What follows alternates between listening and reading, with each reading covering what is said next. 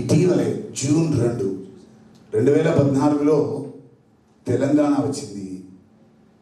తెలంగాణ వచ్చేదాకా ఏ గీతం అయితే మన చెవులలో సంగీతమై తెలంగాణ ఉద్యమం కోసం ఉవ్వెత్తున మన ఆశల్ని ఆశయాల్ని అనువున కదిలించిందో ఆ గీతం మరుగున పడితే బాధ అనిపించింది కదా.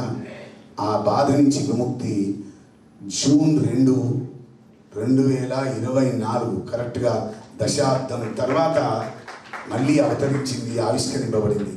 ఆ గీతాన్ని ముందుగా మనం విని అందశ్రీ గారికి నిలబడి అభినందనలు, కృతజ్ఞతలు, ధన్యవాదాలు తెలియజేద్దాం.